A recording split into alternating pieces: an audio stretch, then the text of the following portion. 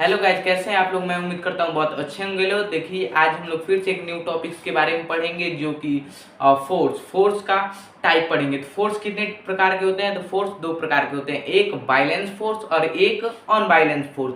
तो पहले आइए हम लोग समझते हैं बाइलेंस फोर्स क्या होता है और उसके बाद समझेंगे अनबाइलेंस फोर्स क्या होता है। तो बाइलेंस फोर्स का डिफिनीशन है when two or more force act on a body and produce net force equal to zero. तो आप लोग यहाँ पे समझने में दिक्कत होती होगी कि नेट फोर्स क्या होता है। तो नेट फोर्स मैं समझाऊंगा आपको। पहले आप समझिए कि नेट फोर्स नाम का एक कोई चीज होता है, बस इतना आप लोग समझिए। उसके बाद मैं समझाता हूँ बहुत अच्छे से कि नेट फोर्स होता क्या है। तो पहले आप लोग इतना जानिए कि नेट फोर्स कोई चीज है जो कि इसमें लगता है। जो अब ये क्या कह रहा है, इसका डिफिनीशन का मतलब वह फोर्स जिसमें फोर्स दो बॉडी लगाए लेकिन उसका जो नेट फोर्स हो वो जीरो हो जाए, मतलब वो जीरो के इक्वल हो जाता है, उसी को बोलते हैं क्या? Balance force. और नेट फोर्स को ही बोलते हैं बाइलेंस फोर्स। और अनबाइलेंस फोर्स के when two or more force act on a body and produce net force not equal to zero are called unbalance force. जो कि हमने पढ़ा था इसमें बाइलेंस फोर्स में, जो कि वो फोर्स था वो जीरो के इक्वल था, जो उसका नेट फोर्स था वो जीरो के इक्वल था, तो उसको हम लोग बोलते थे क्या? Balance force. बट इसमें जो नेट फोर्स है वो जीरो के इक्वल नहीं है। जो नेट फोर्स है इसमें जीरो के इक्वल नहीं है, इसीलिए इसको बोलेंगे अनबाइलेंस फोर्स। तो आइए हम लोग इसका इफेक्ट पढ़ते हैं बाइलेंस एंड अनबाइलेंस फोर्स का। तो दो इफेक्ट पढ़ेंगे लोग। तो इफेक्ट है इसका, a balance force does not produce any change in state of uniform motions and state or rest of the body. मतलब कि अनबाइलेंस फोर्स वो है जिसमें फोर्स तो लगाई जाती है बट जो यूनिफॉर्म मोशन होता है उसमें कोई चेंजेस नहीं होती है, और जो रेस्ट ऑफ द बॉडी होती है वो उसमें भी चेंजेस नहीं होती है। मान लीजिए कि कोई फोर्स लगाया जा रहा है इधर से भी, एक कोई ये बॉक्स है, ठीक है, इधर से फोर्स लगाया जा रहा है और इधर से भी फोर्स लगाया जा रहा है। इधर से कितना 10 न्यूटन का लगाया जा रहा है और इधर से भी 10 न्यूटन का। मतलब कि दोनों साइड से फोर्स इक्वल लग रही है, दोनों साइड से फोर्स इक्वल लग रही है, जितना इधर से लग रही है उतना उधर से ही लग रही है। लेकिन ये आप लोग बता सकते हैं ये किधर जाएगा, किस डायरेक्शन की ओर जाएगा ये? तो आप लोग नहीं बता सकते क्योंकि ये मूव करेगा ही नहीं, इसमें मतलब एक्सेलरेशन की कोई जरूरत है ही नहीं। और ये फोर्स कहीं इसका स्टेट चेंज होगा ही नहीं, मतलब ये मूव करेगा ही नहीं, अपना प्लेस बदलेगा नहीं, डायरेक्शन बदलेगा।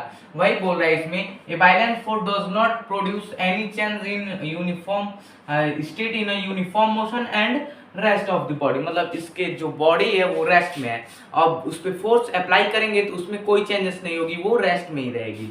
और वही जो अनबाइलेंस का एक इफेक्ट है वो बोल रहा है, ए अनबाइलेंस force does produce a change in state of uniform motion and rest of the body। मतलब कि बोल रहा है जो अनबाइलेंस फोर्स होता है उसमें फोर्स तो लगेगा लेकिन जो रेस्ट ऑफ द बॉडी, मतलब जो रेस्ट में होगा उसका पोजीशन चेंज होगा। मतलब जिधर से ज्यादा फोर्स लगेगा उसके अपोजिट साइड वो रेस्ट ऑफ द बॉडी वो जाएगा, मतलब जो रेस्ट चीज में रहेगा। मतलब फॉर एग्जांपल एक कोई ये बॉक्स है, ठीक है, इधर से भी फोर्स लगाया जा रहा है और इधर से भी, ओके, इधर से 20 न्यूटन का लगाया जा रहा है और इधर से 10 न्यूटन का। मतलब कि फोर्स किधर से ज्यादा लगाई जा रही है? तो इतना, तो ये कितना लगाया जा रहा है ज्यादा फोर्स? मतलब 10 न्यूटन फोर्स इधर से ज्यादा लग रहा है। तो ये क्या करेगा, जो बॉक्स है ये रेस्ट में था, अभी किधर मूव करेगा? मतलब इस राइट साइड लेफ्ट साइड की तरफ मूव करेगा, ठीक है। तो आइए अब हम लोग समझते हैं अब सेकंड थर्ड इफेक्ट क्या होता है। जो थर्ड इफेक्ट है, a balance force does not cause body to accelerate. A balance force does not cause body to accelerate, okay.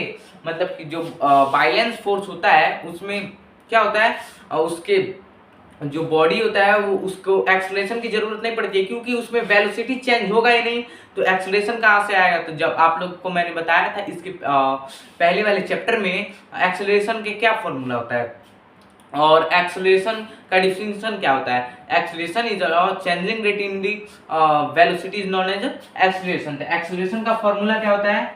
A equal to V minus U upon T. Okay, ये formula होता है इसका। इसमें जब कोई changes होगा ही नहीं इसके वेलोसिटी का, तो एक्सेलरेशन इसमें कोई इसका कारण नहीं बनेगा। बट इसमें एक्सेलरेशन की जरूरत पड़ती है, क्योंकि इसमें क्या होता है, जो वेलोसिटी होता है वो चेंज होता है और इसमें डायरेक्शन भी चेंज करता है, इसीलिए इसमें एक्सेलरेशन की नीड पड़ती है।